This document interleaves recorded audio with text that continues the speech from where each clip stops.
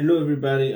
Sorry for the late coming. We had to change, right? We had to discard the other video due to load shedding and restart again. Unfortunately, right now we won't wait for anybody.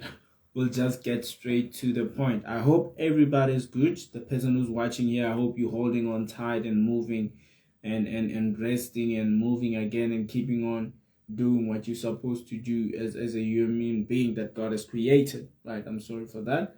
I'm just glad that we're here today and God has given us yet another opportunity for one person to hear this message that will possibly change them and transform their lives.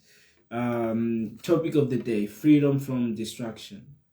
Well, this is something that we can all say we struggle from, or most of us we struggle from, and we are working towards conquering, right? Distractions. Each and every time you try to get into deep work, either your mind starts wandering off, or you end up being on a digital social media platform or something, and you end up being on your gadget, you end up using your gadget, you end up being there. That's what we're here to talk about today. So at the end of the day, we all get to progress and grow. One thing about me is that I don't like to grow alone. I don't like to become better alone.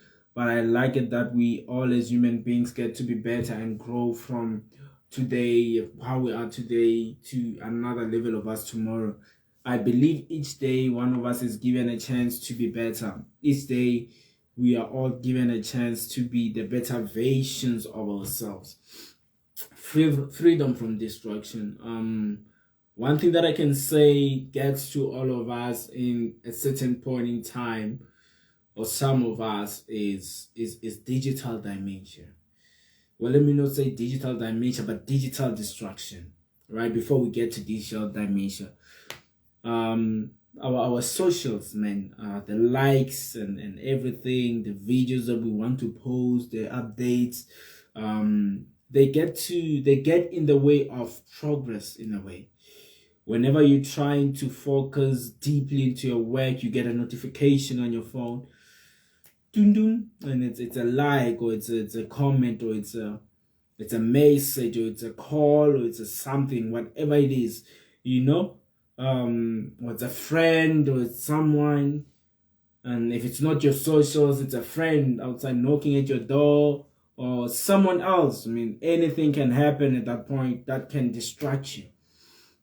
And that's why it's highly advisable that if you are in a physical form, or your distraction is physical, you get an isolated area. You get to be at a place of solitude, a place of being alone, no distractions. And at that point, no one can distract you in a way. But that's easy to handle, right? One of the things that I can say most of us struggle from, or one of the hardest things to get rid of from a starting stage, or just like that, is our digital distraction. Instagram, Facebook, Twitter, what can I say? WhatsApp, calls, text from friends, SMSs, and all those kind of stuff. And all this lead to digital dementia. Someone may be asking, what's digital dementia? Digital dementia is an overuse of your technology. Digital dementia is an overuse of your socials, which is something that 99% of us struggle from, and some even worse get deeper into it. They're on it 24/7.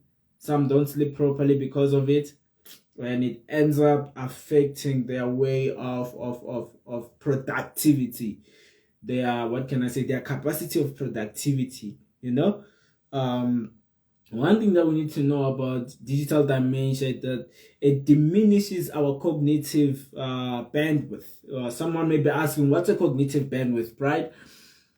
Well, cognitive bandwidth is what can I say? It allows humans to be able to reason. It allows humans to be able to focus. It allows humans to be able to what can I say, to reason and resist impulses, resist temptations in a way. It helps us to think beyond. It helps us to be deeply focused whenever there's a need to be focused.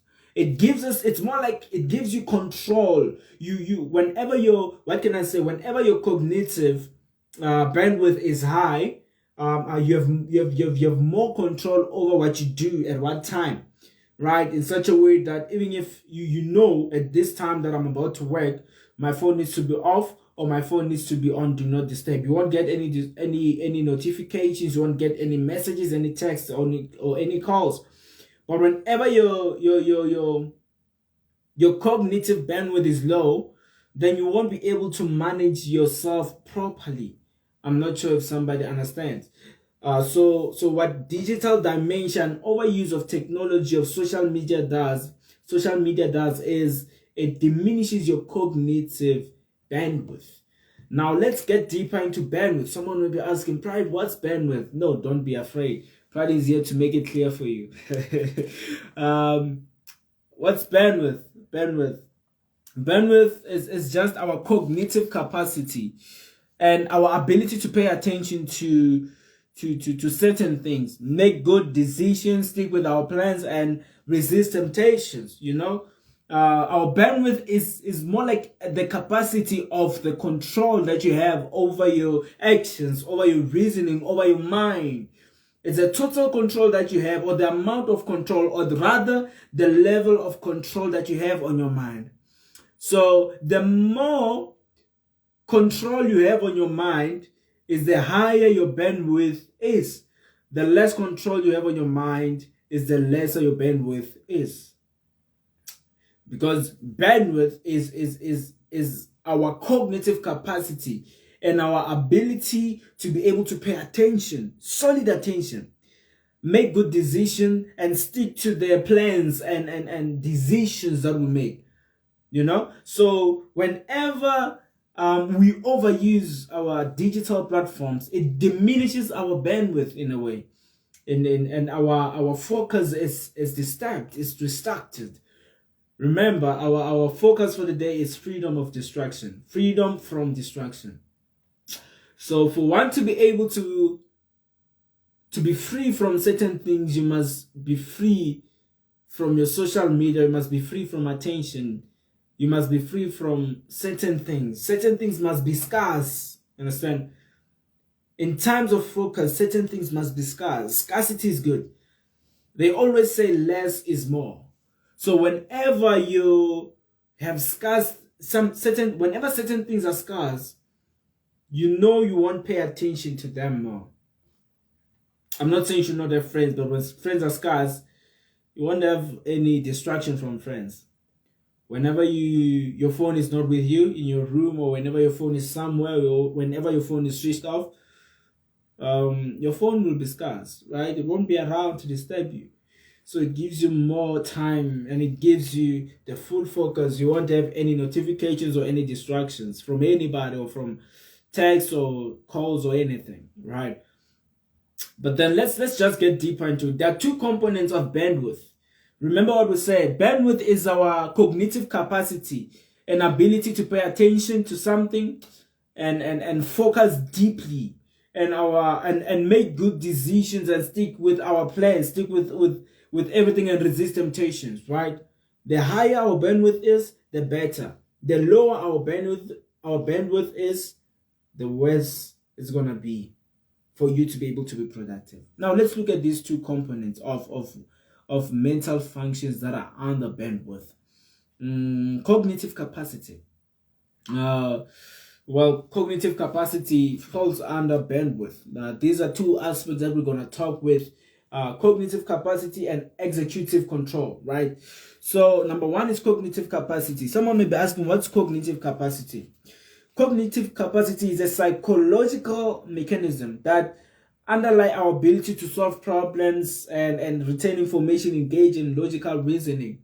So it helps us to solve problems, retain information, and engage in logical reasoning. So our cognitive capacity has everything to do with your mind, right? So if your cognitive capacity is disturbed, is low due to social media, which diminishes your bandwidth, then your capacity of problem solving and retaining information and logical reasoning won't be as high, or it won't be as effective. So in order for you to be able to move in that area of your life, you need to also increase your cognitive capacity, which falls under your bandwidth in overall, right? The second thing is executive control. They underlie our ability to manage our cognitive activities, to control our planning, attention, in what can I say, inhibiting, and everything that has to do with actions, everything that has to do with doing. Executive control. So whenever your bandwidth is low, your component of mental functions, which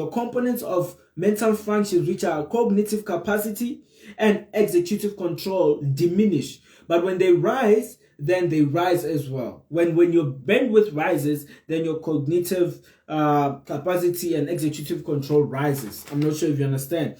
But let's rather look at the tips of how you can possibly solve this. How you can possibly increase your bandwidth, how you can possibly increase your capacity of paying attention. What can I say? Your capacity of and ability of paying attention, making good decisions, and sticking to your plans and resisting temptations, right? How can you do this? Well, one of the neuroscientists mentioned these 5 points that I'm about to mention below. So they say enroll in savings plan. Enroll in savings plan. One of the savings plan that enrolled into, it's an African bank savings plan, right? There are different kinds of investment plans in African bank that you can possibly invest in.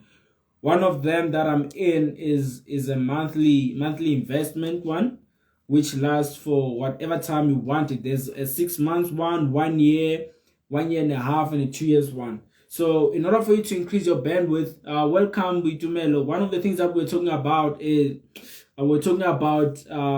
freedom from distraction. There's certain things that distract us from being productive, right? Productivity is a very important thing if you want to see results. So one of the things that distract us is our social media, our gadgets, everything. And what we call digital dementia is an overuse of technology which decreases our bandwidth, our cognitive bandwidth. Well, Bitumele or someone who's watching who's gonna join, cognitive bandwidth is a process, or is a psychological process that allows us to be able to make decisions, to control our mind, and to be able to pay attention, to be able to deeply focus into something. I'm not sure if everybody understands. So there are two things that actually fall under cognitive bandwidth, or rather let me say bandwidth. We have cognitive capacity, which helps us to pay attention, helps us to reason, helps us to be able to make good decisions. Whenever our digital dementia diminishes our cognitive thinking or our cognitive bandwidth, our cognitive capacity, our capacity to think, our capacity to make good reasoning, our capacity to make good decisions decreases as well, because it's affected by the digital, by the social medias that we use, by the gadgets that we use. Neuroscience says each and every time that you are focusing and you pay attention to something else, that thing takes part of your focus. So the second thing under bandwidth, the first thing is cognitive capacity. The second thing is executive control, right? Whenever under bandwidth or under your ability to control, make decisions, do things, there's an executive control that's in you, or that's in the human brain. So that's the ability to pay attention. That's the ability to make good decisions, paying attention. What can I say? Let me just look at certain things that I wrote here. Planning, in initiating and inhibiting actions, right? So these things are affected. So now I was on the tips to increase bandwidth. What are the tips to increase bandwidth? Finances, enroll in savings plan. That helps you to increase your bandwidth as well, as it gives you a sense of control, right? To say, no, I'm doing something good. I have this thing that's consistent, that I'm doing every month, or I'm doing every day or every week, which helps you to be able to maximize in terms of your controlling, or in terms of your executive control. Number 2, exercise. In order for you to be able to increase your consistency in terms of sticking to your plans, it is said that whenever you do your plans with friends, they are more capable of sticking than when you do them alone. So you need to make appointments with friends, as this will help you be consistent in terms of your workout plan and exercise plan, if I might call it. Number 3, schedule breaks from your work. Schedule breaks for walks and stick to a regular bedtime. I sleep exactly at 10 p.m. and wake up exactly at 4:45, right? Sacrificing health to put in longer hours actually takes a toll on us mentally, physically, and emotionally, which diminishes our bandwidth, which diminishes our performance. Number 4, family time and friendly time. Spend time with your family, enjoy with your family, and be at peace. Forget about certain things, because family is important. Feel loved and give love. That's one thing to be able to, that's one way of increasing your bandwidth. Number 5, food. Eat healthy. Whenever you're working, you have that time in a month where you are low or you're stressed, or there's that time that comes in your business where you get fully stressed. So you just need to make sure that you have something healthy to eat during that period of time, because it's going to help you in a way not eat junk food or end up getting fat or stuff like that, or just for that period of month being physically unfit. Not in terms of you being strong, but your physical being also affects your mental being in a way. So every time you check your screen, some attention is left on the screen. Every time you check your screen, you look at your screen, you check and scroll, your attention is left on the screen. They once actually did a test on this other school that was next to a train. The other students were far off, and the other students were next to the railway of the train. Each and every time the train passed, it would distract the students. The student would look, and it has shown that those students performed less than the students who were far from the railway station, from the railway of the train. So that shows it actually affects you. So they said that in the test, they took the students and put them far away from the railway with the other students, and now their performance became exactly the same as those of the other students. And this proved that distraction actually, or indeed, takes away our attention. So make sure that you take away each and everything that distracts you away from your focus. Whenever you want to do business, whenever you want to do your work, whenever you want to read your book, you just have to focus deeply on it, and turn off your gadgets. I like, this is the book that I'm currently reading, the 5 a.m. Club book. You can buy it. It's pretty much good. It's fantastic for you to be able to enhance your well-being, in order for you to enhance your health set, mindset, heart set, and soul set, and balance your life and be able to be effective and grow as a human being. So each and every time that you do something, make sure that you do it to your full best, and make sure that there's no distraction in place, because as there's aspects that I've mentioned, they get diminished, and your focus gets diminished due to gadgets, everything like that. Just have that time for, say, okay, this time is for my gadget time, this time is more reading time, this time is working time, and that way you'll be able to be effective.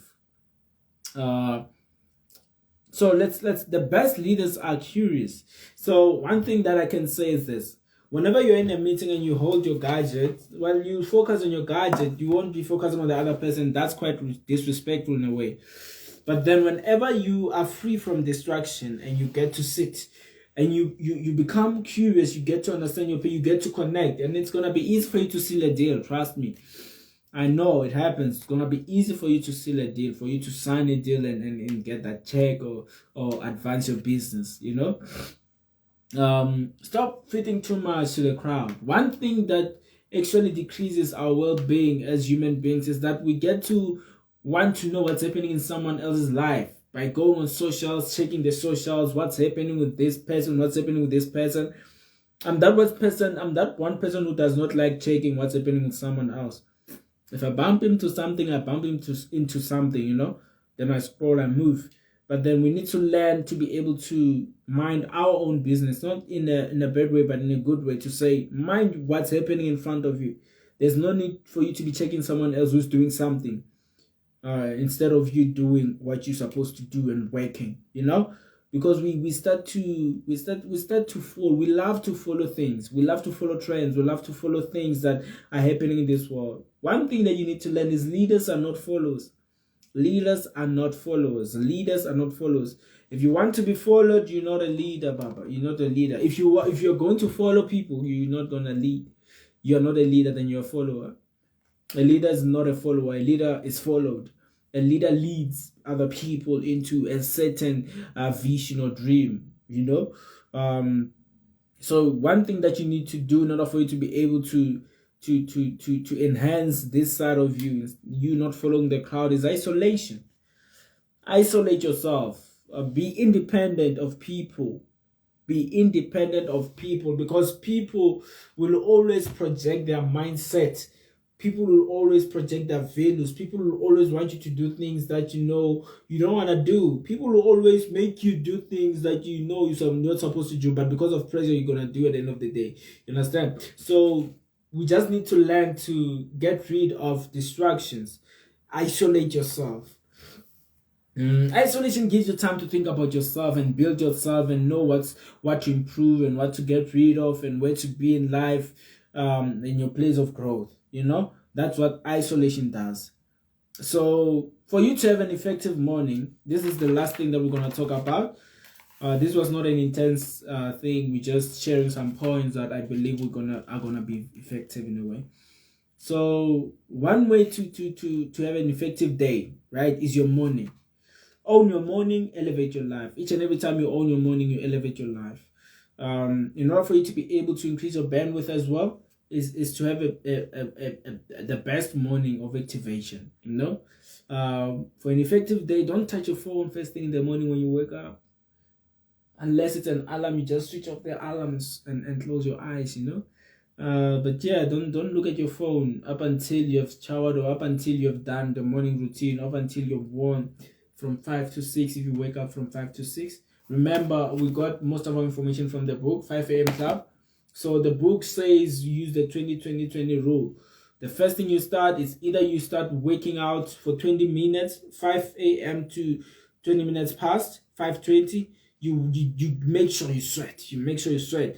And from 5:20 to 5:40, you at least read something or reflect and just journal how you feel, what you feel you can improve, how the things you're grateful for. And then the last 20 minutes, 5:40 to 60 minutes, you can read something, educational stuff, listen to podcasts or anything. So how I've staged it is I do this. The first thing I do when I wake up, I read, right? When I've read, I reflect, or vice versa. I reflect, I read, and then later exercise and take a shower then.